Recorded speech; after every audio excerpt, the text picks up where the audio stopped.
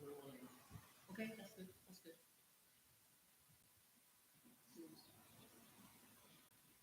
So turning to 16.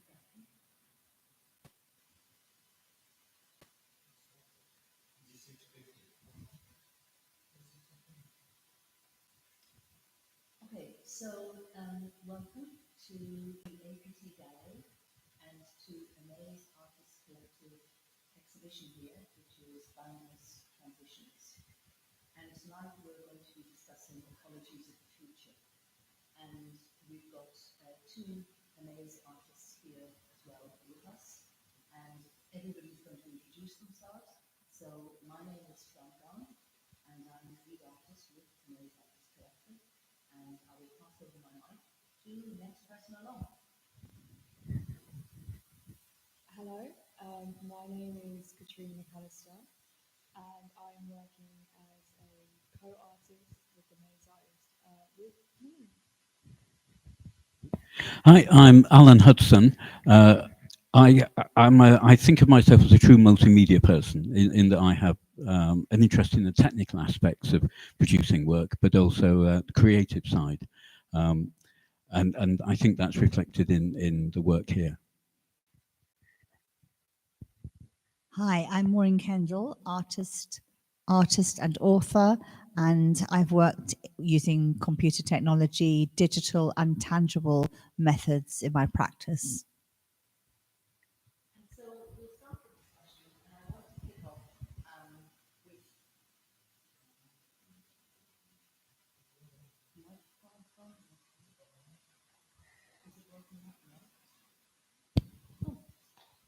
And now it's on. I hadn't touched that.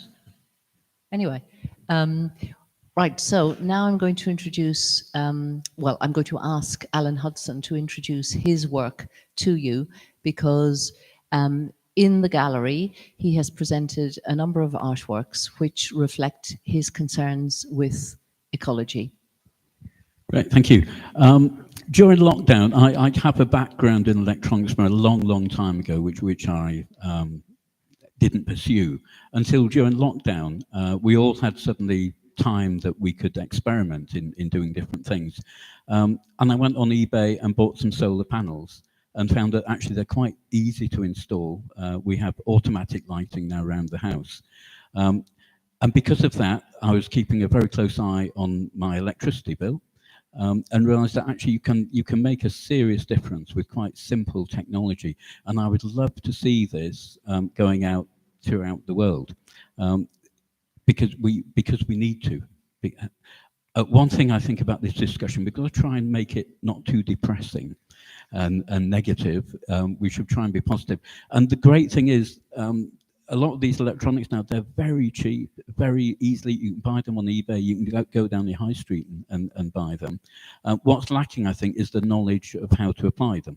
And it's all very low voltage, so it's quite safe. But it has made a massive impact on the energy that we use. And I think in doing that, then, as I say, you keep a much closer eye on the power you're using. And I now wince when we have, say, an apple crumble, and we put the oven on for an hour or so just to brown the top of the apple crumble. And these sort of things. I think we all have to sort of change our viewpoints about energy and use of all resources, especially things like plastic and oil. So that's my position, and I've hopefully introduced the public to some of these concepts, especially renewable energy, with my pieces in this exhibition. And so going back to your pieces in this exhibition, so you've got one artwork which is triggered by touch, and it shows a 1 minute film on different kinds of energy. Would you like to talk us through that, and also to describe some of the physical difficulties that you had in actually getting this to work and getting people to touch it? Yeah. That's another area of interest, is how people behave in a gallery, because they don't like to touch things, because we've all been told not to touch. And a lot of the stuff here we don't really want people to touch, especially Fion's boats. But I wanted people to touch mine because in touching it, they trigger events. And one piece, yes, shows a 1-minute video on different aspects of renewable energy. I think there's 5 in all. And that then is reflected to the piece you can maybe see behind me, which is a stained glass window with no stained glass. And it depicts 5 types of renewable energy. Yeah, there are some problems with the technology. The touch piece, I made it, tested it. We took it up to Liverpool University, bounced it around on the train, installed it at Liverpool, and it worked perfectly. Took it down, tested it again, and it was fine. I tested it a few days before the exhibition started, and it was fine. We brought it in here, and it just went wild. And it was quite hard work trying to find how to make it work the way we wanted it to. But it does. it does now function quite reliably. And I guess that is a problem, that no matter how much you test things and you plan things and so on, when it actually comes to bring it into the gallery, things are different and it doesn't work. Yeah, that's exactly right. And so that would take me on to Caitriona as well. And I'd like you to tell us a little bit about your practice and how you see the ecologies of the future developing and how that impacts on what you do and how it shapes your path going forward.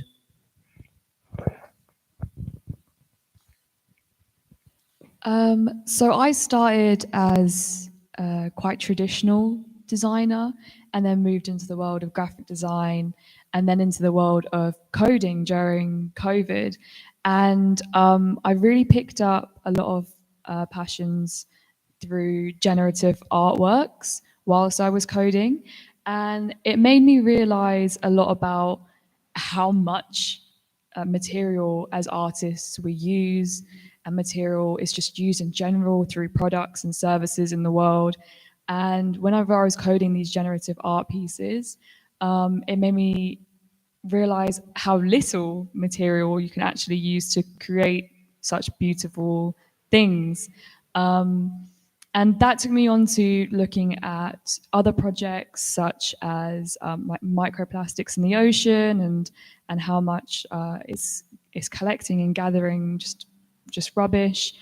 So I'm really passionate about renewable materials and how we can resource them and use them in our lives and how we can cut down on waste, which links really heavily to the project that I helped participate with Maureen in the Doors House for the Boundless transitions, because a lot of it, if all of it, is reused materials.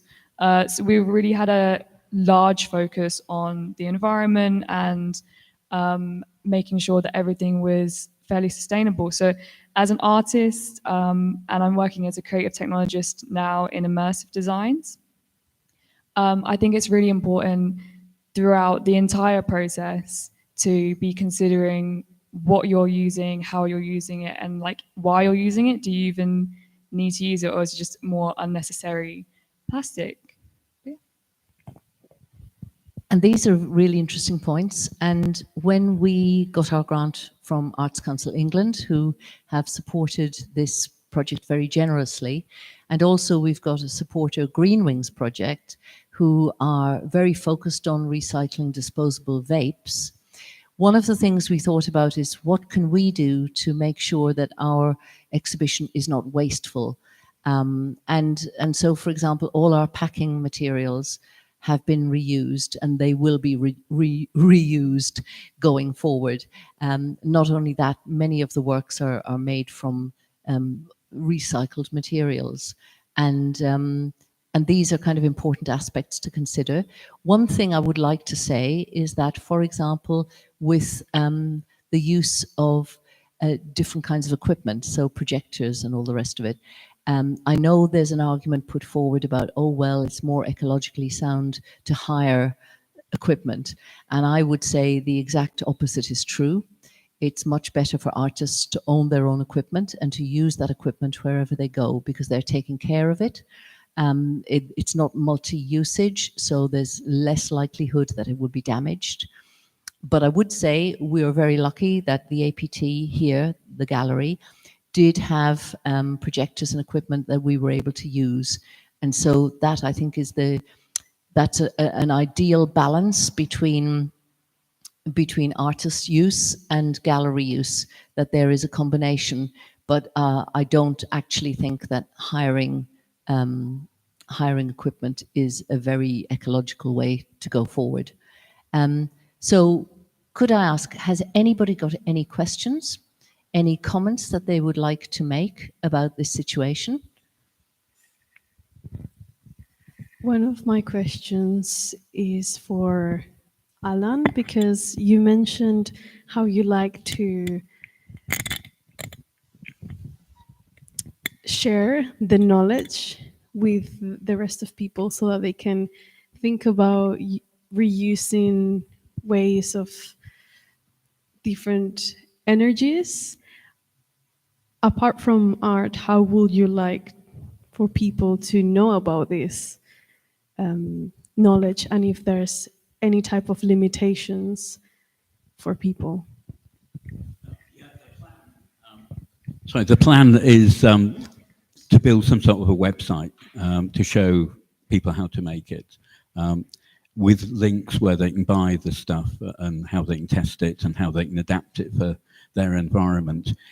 It's not going to be an easy task, but that's on my list. Yeah, is to do that. And so we've been talking about ecology in the sort of wider sense. And another very interesting point about ecology is in the lives of artists. How do we preserve our work properly and moving forward? And sorry, could I ask you, Glyn, if you wouldn't mind adjusting the laptop so that everybody's included properly? So if you could just, no. Yeah, no, the other way. So the panel is, yeah, thank you. So one of the things I think that's important is to consider we as artists, we're all alive now, but what about when we're dead? What happens then?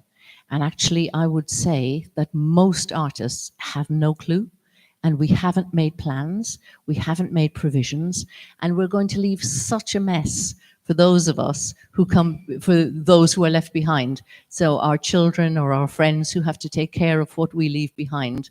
And so on that note, I would really like Maureen Kendal to come and describe some of the things that artists actually really need to be thinking about. And this is all practical and it's going on into the future, but you know, it needs to be out there. And I certainly never learned anything about this at our college, and I can't imagine anybody else has. So please enlighten us, Maureen, about this. Hi, yes, so I'm going to talk about what's known as artists' estates. So we are all alive in this room now, the artists who are sitting here, but we don't always make, as Fion said, provision, and we don't always have a vision of what will happen to our artworks. Often artists say to me, oh, well, I'll burn them in the garden, or you can do what you like with them, or you can auction them, or whatever. This is not giving respect to a lifetime of work. And one has to really consider what one does with one's work. I think art isn't in a vacuum. It's in a response to the time that we live in, the gestalt that we live in, is another way of putting it. And it is a response to some of the pain, the sorrow, the joy, and the evolving world. Now, these responses are important for the next generation, because we give as artists to the next generation so people can understand their world, to improve and enhance their mental health, and encourage a life of curiosity and invention. So with that effect, I'm going to talk about, well, I've got quite a lot of topics here, but I'm going to just briefly talk about 4 particular areas. So the first one is to do with conservation. I'm just going to outline them now, and then I'll talk a little bit about them in depth. So it's about how we conserve and how we work with conservators to conserve our work. The second one is known as the catalogue raisonné. So that is more or less an index of all your artworks. Alongside the catalogue raisonné is also another index, and this is often not spoken about so much, and this is the index of artifacts or ephemera. This is your process work, your curatorial material, your context, your correspondence, your materials, your process. And people are very interested in what artists do, the methods, how they do it, why they do it, when they do it. And these narratives need to be presented in a way that people can understand and engage in these stories. And there is a relationship between the archive or the index of artworks that you as artists and creators have done and the artifacts that you have created along the way. And I'm talking to artists, but also to the greater art world and also to people who appreciate and want to know more about the artists' lives. Because in conversation with an artist, you are understanding, the every person, if you like, is understanding about the creative process, moments of curiosity and invention, which is relevant for everybody, even though they don't give themselves a label of being an artist. The third topic is really how one works with the machinery, if you like, or the framework of the art world.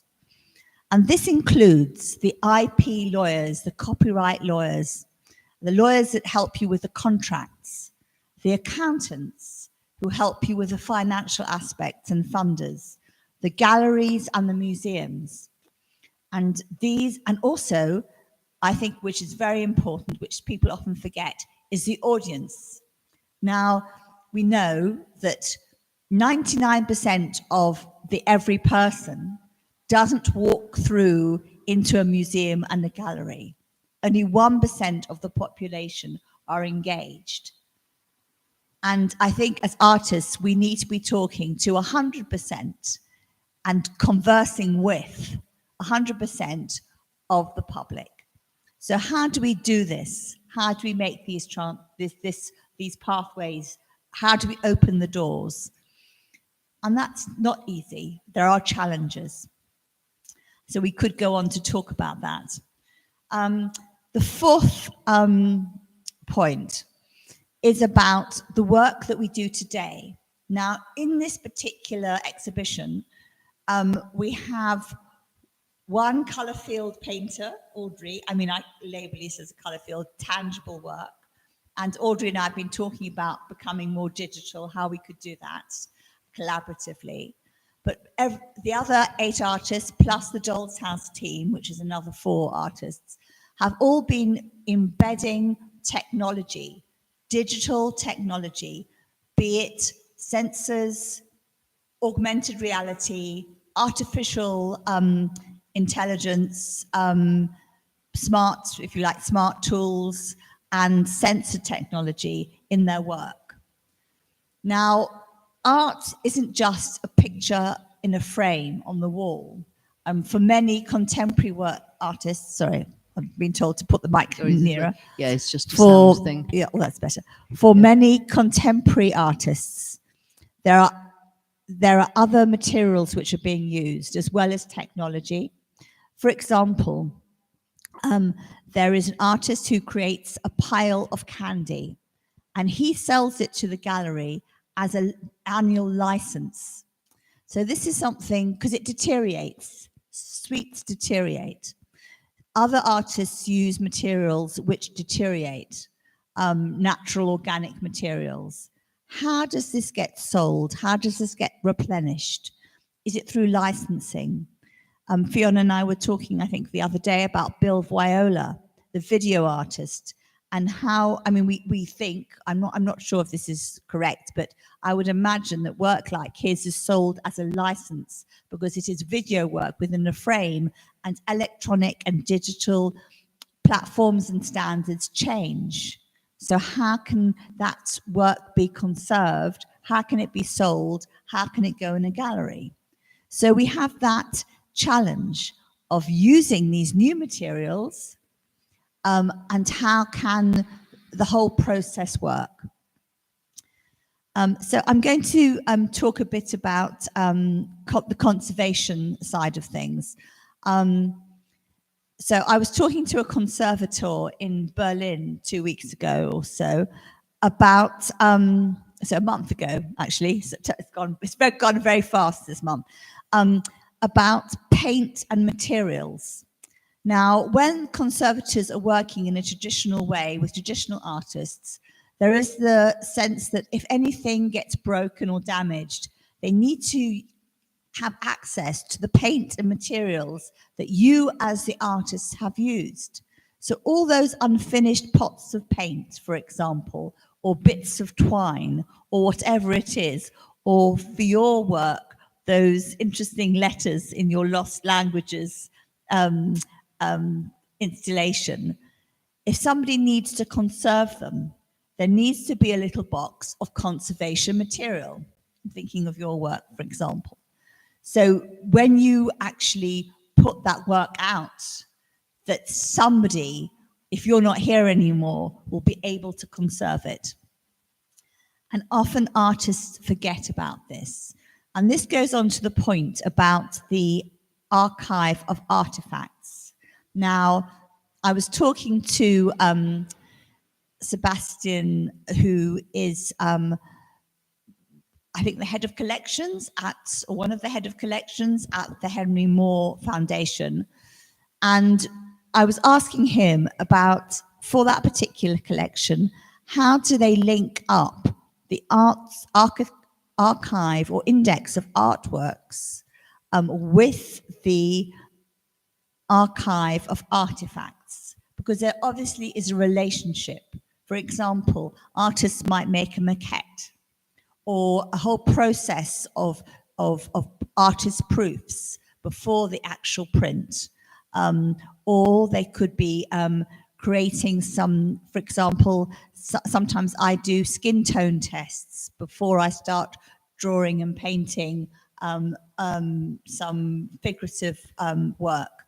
So all of that is to do with methodology, and people are interested in this because it's not the final piece of work.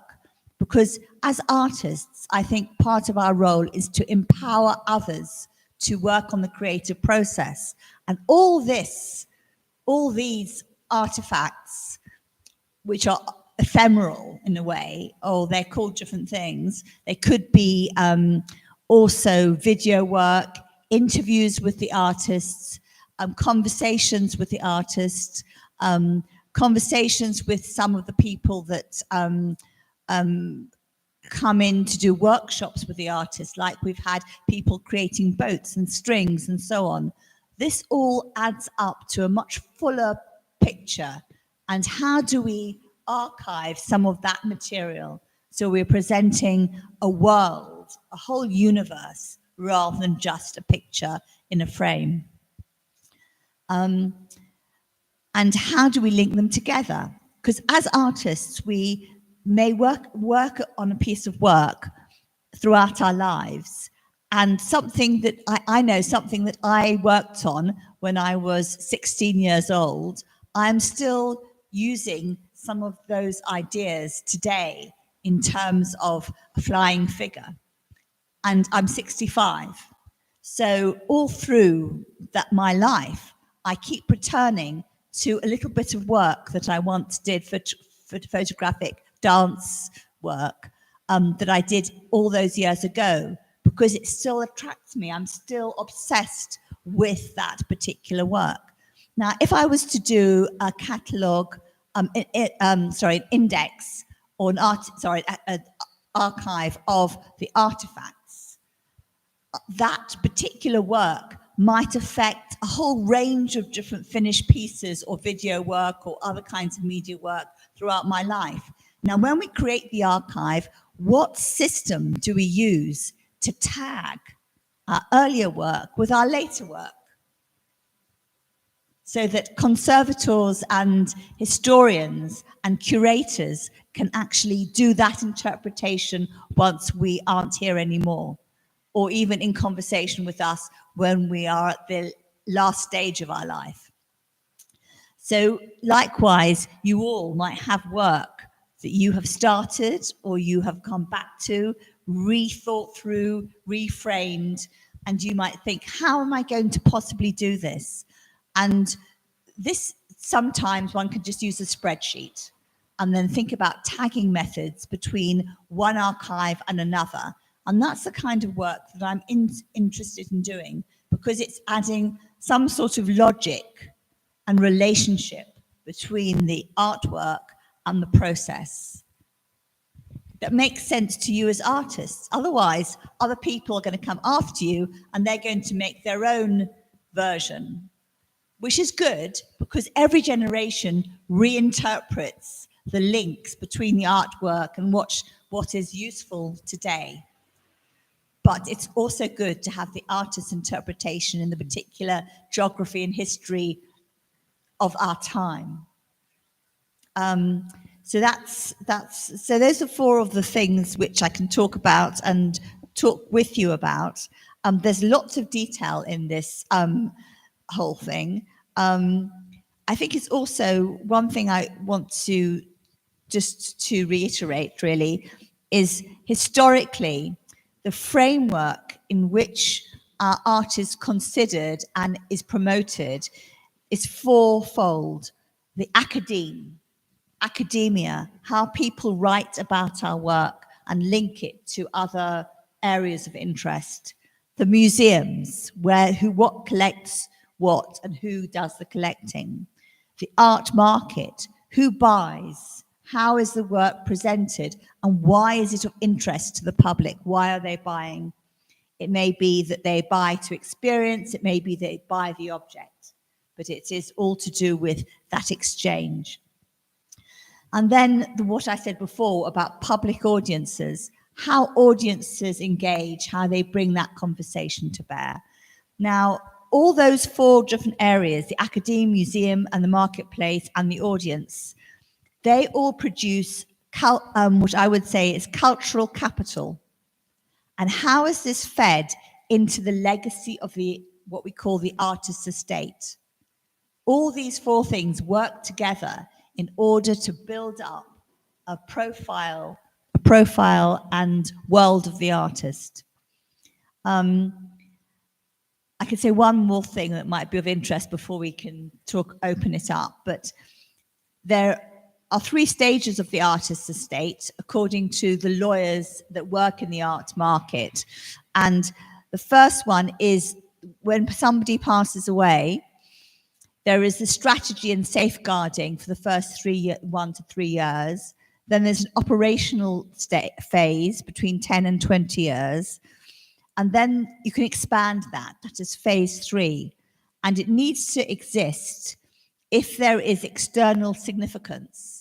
So those lawyers and that foundation or that company will be looking at the artist's work or the family or an inheritors and saying, is this still significant? How is this artist's work significant for today? And when it isn't significant anymore, financially or conceptually or both, you need to wind down and close the estate. And this is called an exit strategy or sunsetting. And I never knew the word sunsetting, but I've learned that recently. And to me, it's just an exit strategy in more of a business call. And we don't think about that necessarily, because even as artists, we don't think we're going to be here. But I think we have a responsibility to get our house in order so that people can actually follow through with this. Now, this is the traditional way of working.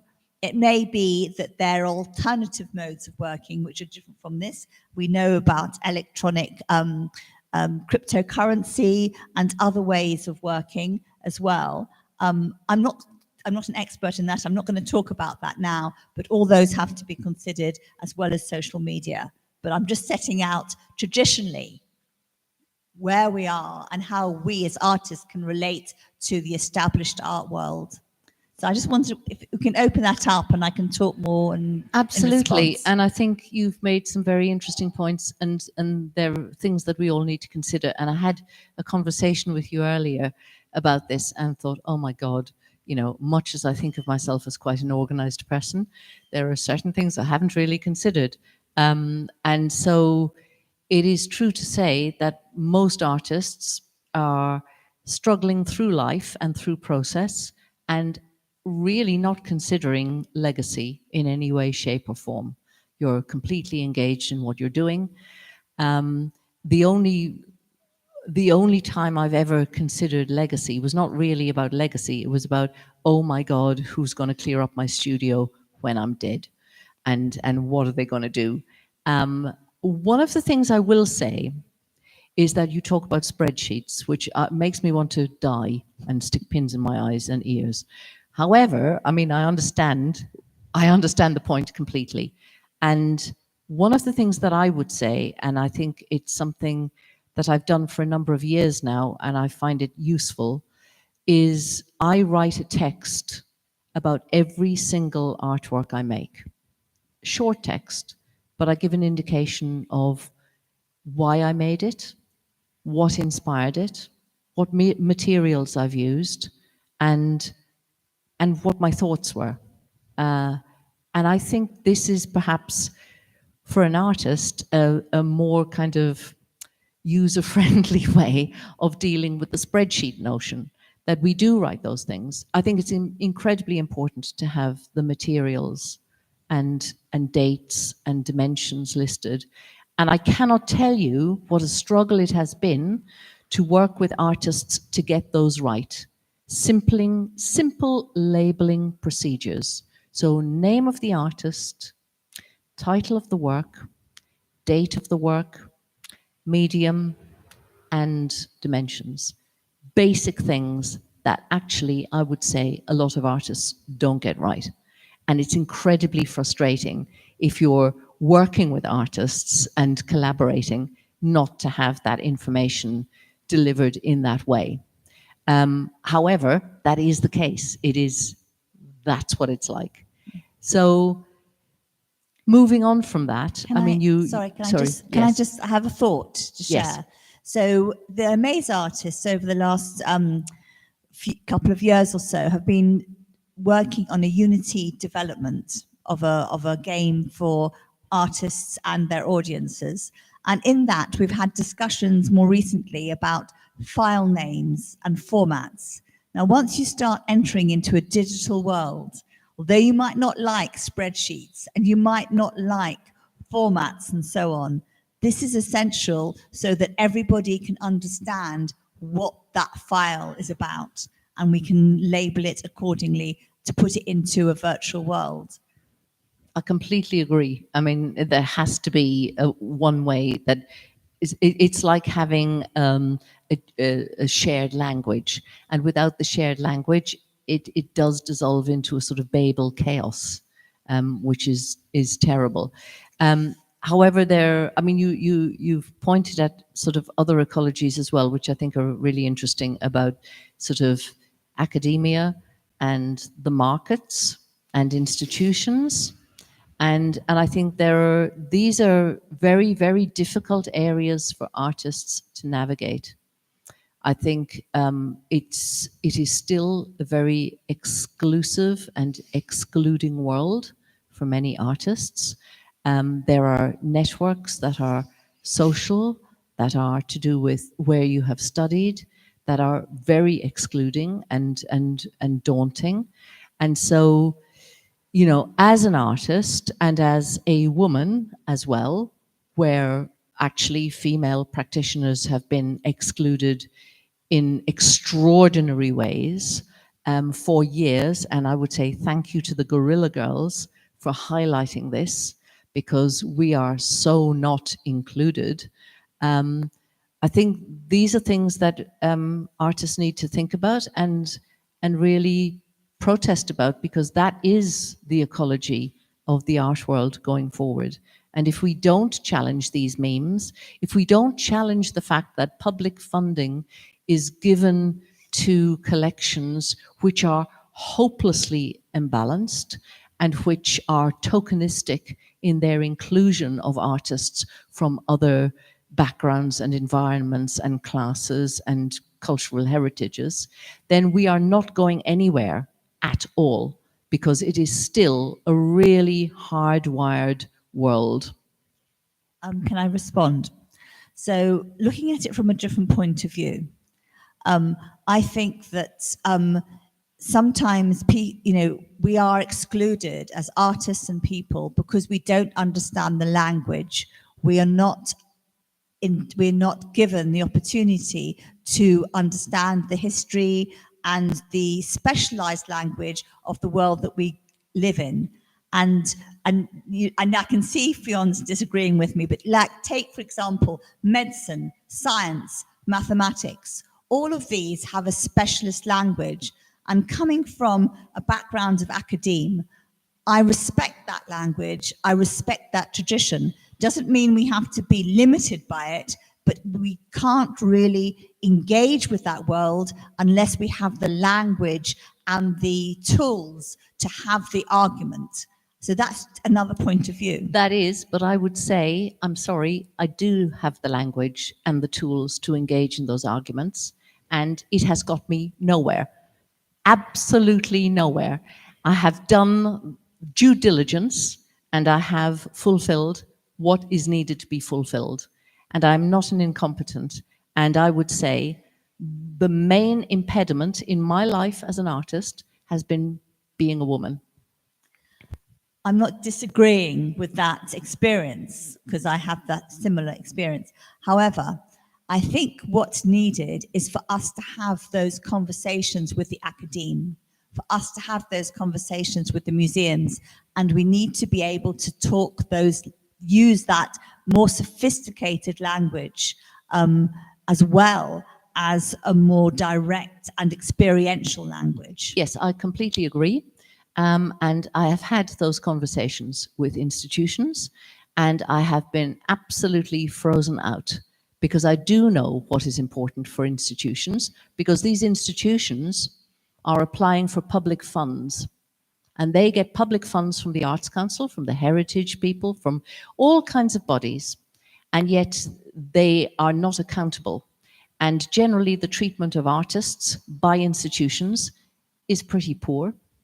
And this refers actually to the, we had an evening panel discussion yesterday with Joris Lechen, who absolutely kind of agreed on this, that there is such a power imbalance between institutions and artists. It's not about the language you use. It's not about your professionalism. It's not about being able to understand the arguments.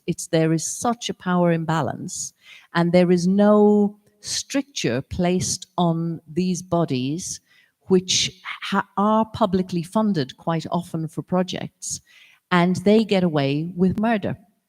And the artists do not get justice. The artists do not get fair treatment, because we are seen as just, individuals. We cannot fight the system. So what Joyce and myself and Audrey, in fact, we spoke about last night, was having a manifesto for artists and going to the Arts Council and going to other funders of these big institutions and saying, we as artists demand that you look at your funding strategies and that you make requests and requirements of these institutions to provide a justification for them to have the funding if they are not treating the artists correctly. Because this, I think, is the only way forward in terms of how institutions have been systemically abusing artists for years. And I would say abusing artists who are at the bottom of the scale. So a famous artist, if you're Damien Hirst, you're not going to get abused. You got loads of lawyers, you can do all kinds of stuff. If you're somebody like me, I'm not famous, you do get abused. Can I take the conversation to another point, if that's okay? So it's good to have a different angle on this. So artists are encouraged to join DACs so that they can get royalties when artwork is exchanged at an auction house. The problem is that there is no international law on this. This only works for the UK. And we've had experience of seeing artworks being sold on an online auction house based in the States, where it's UK and UK artists involved. And therefore, the UK artist does not get the royalties. Now, I understand from some of the lawyers that I've met, there is a Berne Convention on international law in terms of IP, but I don't think that extends to the royalty system. And DAX is reaching out to artists. Now, all artists can sign up for DAX for free. So that's one way that the law is outreaching to artists, but that obviously has to be built on. And another challenge with an organization like DAX is, what about the electronic, digital, collaborative work, or work that is deteriorating that we were discussing, work that is non-traditional, so to speak? And how do we get financial royalties and financial reinvestment? Because that's what a royalty is. It's reinvesting in artists' creative process.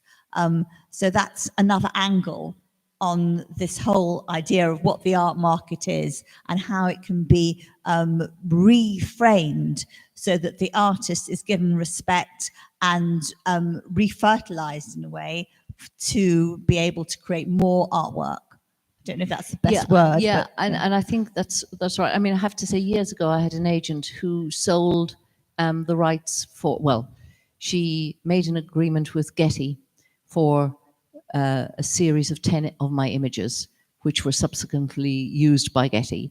And then the situation changed, and I had an email through saying, oh, your agent is no longer there, so we'll deal with you directly. I never heard from them again. And my images were used, and I was never paid anything for the use of my images. So I'd like actually to go to Caitlin about this, because you are the young artist coming up here. You are facing this as a future.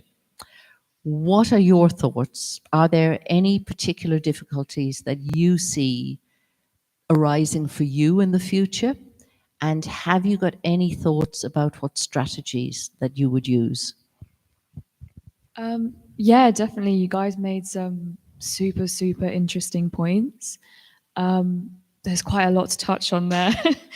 I would say something that has been at the heart of a lot of things that we've brought up today is the idea of accessibility, be it if you're a woman, a man, disabled, abled, anything, an artist, in tech, in medicine.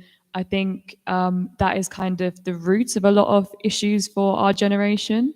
And as much as it has progressed and things are definitely much more accessible nowadays as they might have been 10 or 20 or 30 years ago, I'm very pro open source, encouraging people to learn however they want, showing the methodology, their process, the thoughts. So yeah, there's loads of different factors, I guess, that would contribute to someone of my generation and how we would perceive like maybe success or where to go from in the future as an artist. And I definitely think it kind of, yeah, like accessibility is like a catalyst for that almost, because people come from so many different backgrounds, and we've seen like through the world of COVID how maybe 10 years ago, remote international collaborative work was never really as much of a thing as it is now. Nowadays, you just jump on Zoom and you can collaborate with 25 different countries in 5 minutes. But yeah, no, that's my view. I would say open source and accessibility is one of my deepest concerns, especially because I work with all white middle-aged men. And that is just the crux of the tech industry. Unfortunately, it's still a thing that a lot of people have to deal with.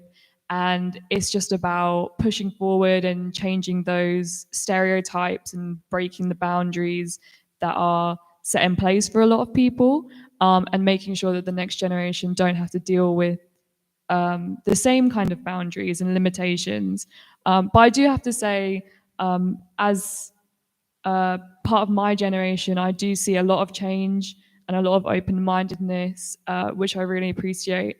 And that goes back again to this idea of like being more open source and making things accessible, no matter what kind of industry you're working in.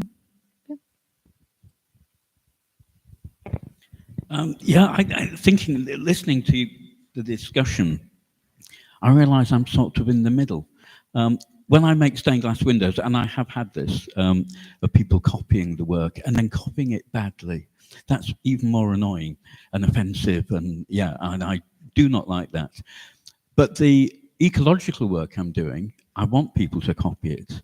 I think because it's so important. The ecology is such an important issue. It's bigger than my ego or my IP. So yeah, I have a very different attitude to depending on which work I'm doing. And in answer to your question, yeah, I want to publish. I want to tell people how this stuff works in hopes that they will copy it. It'd be nice if they acknowledged me, but I'd rather it was used, yes than not, but not my glass work. Yeah, I mean, that's an interesting point. I mean, I have, with my fleet installation, for example, one of the pieces I made, which is the one that people are allowed to touch, so I just hand it around, and it's made from an Ariel washing liquid bottle. And I thought it was really important to put it in there because, you know, yes, a lot of my work is detailed and, you know, painstakingly made, but those kinds of processes are not excluding. Anybody can take up a washing liquid bottle and make something from it. And what I wanted to demonstrate is that you can do that. And I think it's incredibly important to include people in that. I personally have no worry at all about anybody copying my work, because I've not been successful enough for anybody to want to copy my work and make money out of it. So I'm not worried about that. And also, you move on as an artist. You're a creative person. You're constantly evolving. And so if somebody wants to copy something you did 20 years ago, good luck to them. Can I come in here? Because Fion and I were talking a few days ago about this particular problem about IP and copyright. And one of the lawyers I was talking to gave me an example, which he called a nightmare, which is that there were very strict copyright restrictions on the work of Oscar Schlemmer. And that really shut down the market for many years. And that is a example of how copyright and IP can be used detrimentally in terms of promoting the oeuvre or the body of work and ideas of an artist. Just to put that out there as well. So it's how that copyright is used for the bigger purpose, to promote the work in the marketplace and in the world. That's right. And I mean, for many of us artists, and, you know, I would count myself as one, the commercial aspect of things is not so important for me, because I see my work belonging in public collections where anybody can have access to what I've made and can see it. And I don't need to become a rich person. I don't need to do the Damien Hirst route. That's not my ambition. What is lacking in all of these discussions is any kind of bridge between institutions who are supposed to actually be you know, supporting artwork that is inclusive and that moves things forward, and there doesn't seem to be a bridge for somebody like me and those institutions, because I don't have a feeder gallery representing me. And so there are layers in the art market that are not obvious to people, especially from backgrounds where we haven't gone to those privileged institutions, we don't have those social networks. It's a very opaque system. And I think actually our public collections suffer from that. Can I talk about another angle on this? Because there's lots of different angles which I think are useful to think about.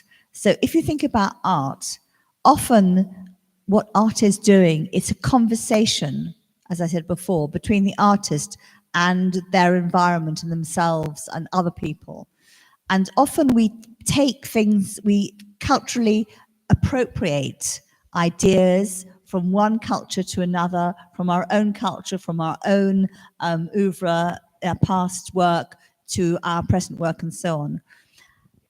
Today, with digital technology and the digital culture, it's very easy to sample, to parody, to create pastiche. And there's an idea legally about fair use. So you can take stuff from others, like a bit like your collage material from your books that you were talking about earlier to make your wonderful collages, Fion. And that is fair use of elements. Into a completely new construct, symphony, orchestration, and whatever or collage. But there are also issues, and there are quite a lot of interesting challenges. For example, Indigenous artists. There's some wonderful work that's done in history and with Indigenous artworks where contemporary artists might be totally bowled over by this work and want to incorporate it into their own work.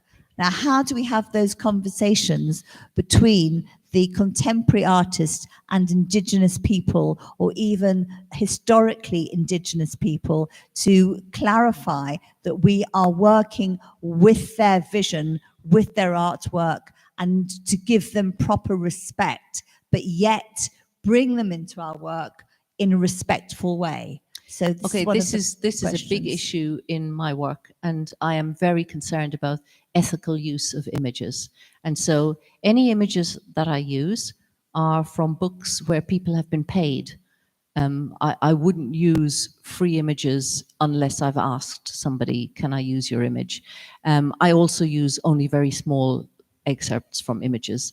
I think it's entirely inappropriate to go in and take images of Indigenous people's work and to just incorporate them willy-nilly in your work. I think that is, unless you absolutely quote them and valorize their impact in your work. And I don't do that kind of thing.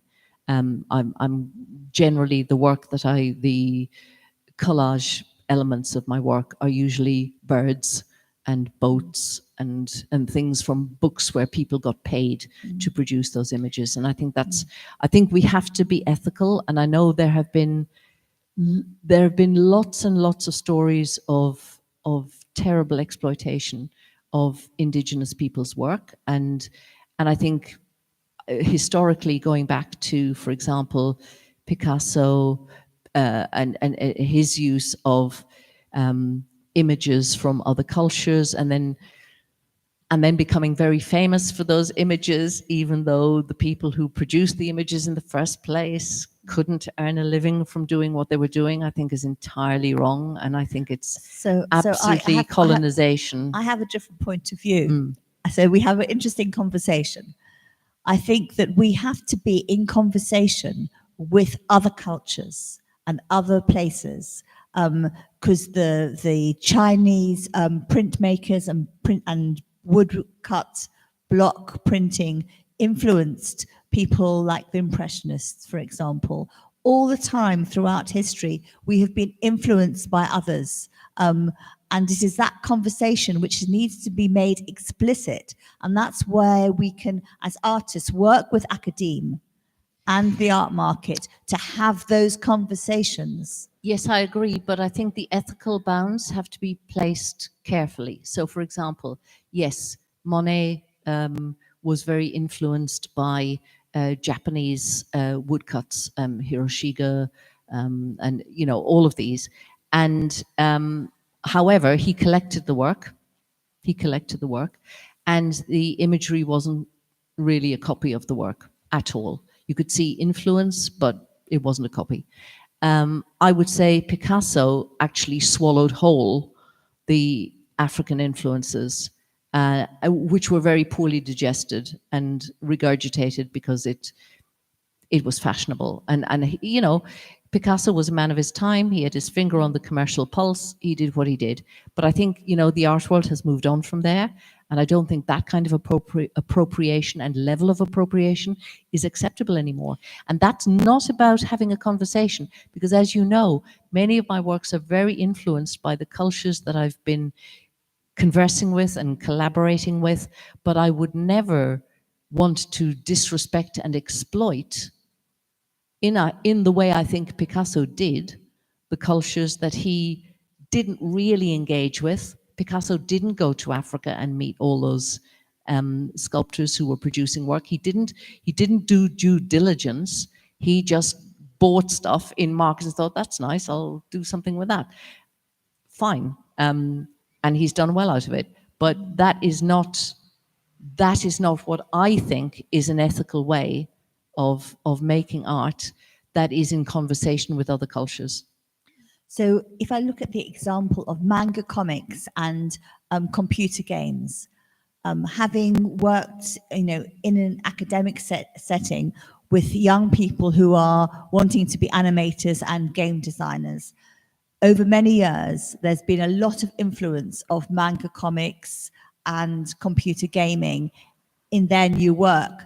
Now, to work with people so that they don't do derivative work, that they internalize their own stories and yet embrace some of their influences, is a work in progress, I think, and in development. That's true, but I would say manga itself is not traditional Japanese. Manga is a combination of American comic traditions and Japanese comic traditions. It's a blend of both. I think that the problem is when young people that we were teaching, Alan and I, were exposed to manga comics, they were exposed only to one or two styles, whereas I showed them a book of a whole range of different styles to open up their minds that there were many, many styles. So we are influenced by others, but we have to then think about making these things our own and have the confidence to, as artists, to do our own work that is a hybrid of many different influences. And we live in an age where images are all over. We are overloaded with imagery.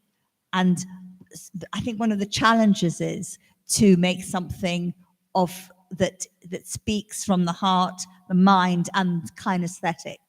I wondered if we could go to... I feel there's a line somewhere, isn't there? We might disagree where the line is, that it being influenced and celebrating another culture's art and then reproducing that is good. It's a good thing. But yes, just taking it, which you're implying Picasso did, is really just raiding their art stock. It's and a then colonization procedure. Yes, it's and a colonization. And it goes back to, you know, how we colonize. And and it's appropriation in a very poor form. Yeah. Can I use the word sampling? Because there is a whole culture in sampling. And I wondered, maybe, Kat, you've got some thoughts. This conversation is very interesting. I have thoughts more from a digital and tech perspective, in the sense of we now have AI and Midjourney and DALL-E, and at what point is it like, are we becoming less like ethically driven now that we have such open source data? Like, I'm very pro open source, but like, who controls the data? Why do they control it? What is their database? And as much as like the conversation's been very like culturally driven, it's the same kind of aspects within AI and people stealing each other's work and their IP very much. So I'm very interested in the way that will go in the next like 5 or 10 years. I think there has to be like legislations and laws and things put in place. Well, I think very interestingly, and a lot of people seem to have missed this, but 3 or 4 weeks back, maybe 5 weeks back, there was an announcement, a judgment made in America by a judge talking about how, the decision was that if you used AI in producing an artwork, you couldn't copyright it. And I think this is a seismic decision, because there's been a huge amount of excitement and interest in AI. I think because people can't copyright it now, that will go, because it can't be monetized in the way that people expected to monetize it. And I think this was, you know, an interesting decision. It's not going to be overturned anytime soon. And yeah, so let's see how that goes. So I've got a thought on that. So if you're using AI, you can create experiences. So people can come into a space or buy into an experience in which they get an AI mediated artwork where there is no copyright per se. But there is a payment, there is a pay toll to get in. So there's a way around it. But it's a different kind of market. It's not the traditional copyright market. Exactly. So, I mean, we're going to wind up the discussion now, but I mean, I think we started out with a discussion about sort of ecology, and obviously we're artists, so we all went down the route of the ecology of artists and the art world.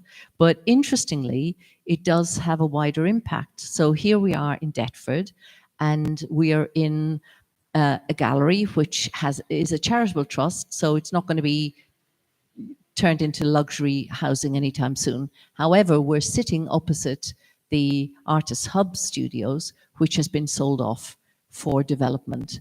And I would be asking, what does Lewisham want to do with its creative hub that it wants to exist here?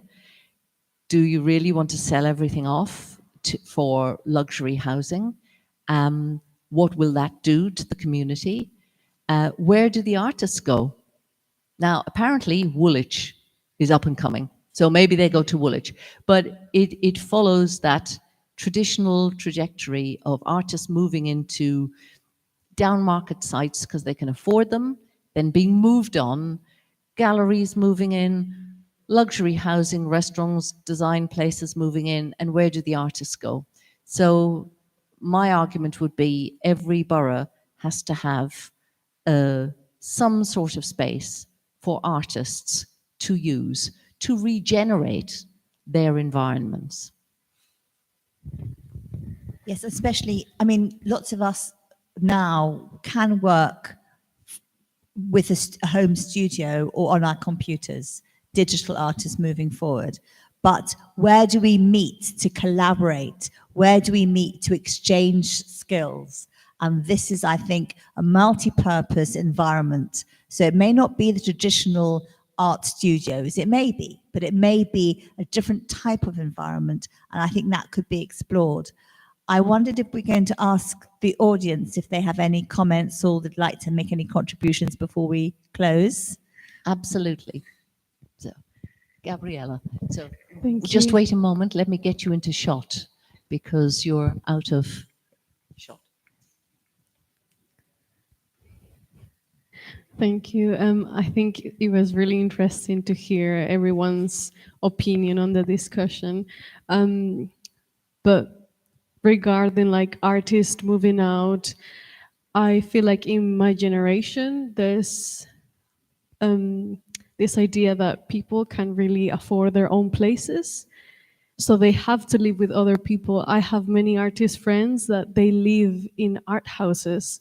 So everyone who lives there are artists, some sort of artist. I think this is, in a way, a good way for people to meet each other and do creative stuff with each other. But at the same time, people don't have their own spaces, and not every artist can work surrounded with people. And so it's two different sides of the same coin. And also talking with the ecology of the artist, I think the way we see art is how it's kind of portrayed in society because the more we have, the more wealthy we are. So we think that the more we acquire, the more wealthy we are. So we tend to hoard so many things, so many art materials. And we don't do only this with art. We do this with so many other aspects of our life. So learning this with art could help us to apply it with other things in our lives too, which I think it's really good and conscientious. Sorry, just Learning wait a the- minute. Can we go back and Just to clarify, learning what? I just wanted to you to clarify what you were saying. when you were mentioning about the being conscious about the materials we own, the things we own, where it comes from, as when you were mentioning the detergent with the fish shape, so many products that we don't realize harms directly to the sea. So many things that we do that we're not aware we are responsible for animals' lives, animals' ecosystems, our own ecosystem, and we don't even realize. And obviously, big companies are not going to tell us. They just put a small label of a fish dying, and that's enough for, like, okay, I've given a warning. It's now their responsibility if they're going to buy that product or not. And for some people, if they don't have the means, they don't have the choice to buy more expensive organic things. They're going to buy what they can afford. Yes, so going on to consumer rights is a topic. We have another artist that's just walked in. I don't know whether he has got anything. I'll say it very quickly, but I think what you were saying is very interesting, and it kind of taps into this idea of greenwashing and it happens everywhere. It doesn't just happen in the art world. It kind of branding, marketing, business, and it's this idea that like these large corporations are causing the issue, and it's not the minus 1% that can change it. But yeah, there you go. And actually, going back to, I've been rewatching David Attenborough's Planet Earth 2, and such lovely poetic things that are, and sensible, pragmatic things that he says. And he talks about how, we need to embrace the movement of everything around the globe. Everything moves without migrations. And this is migrations on every level. There will not be a healthy ecology or environment for the world. And so this is something, I think, as artists, that we absolutely must embrace, and hopefully societies will embrace as well. Doesn't seem so at the moment, but this is the way we need to head. We are all connected, and the movements are fundamental to the nature of the world. And on that note, I think we'll finish this evening.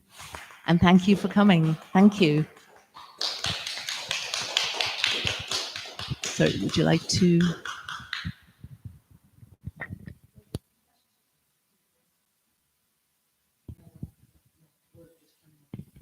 Sorry, were there questions? Yeah. Yeah, we finished the live stream. That's good. End stream.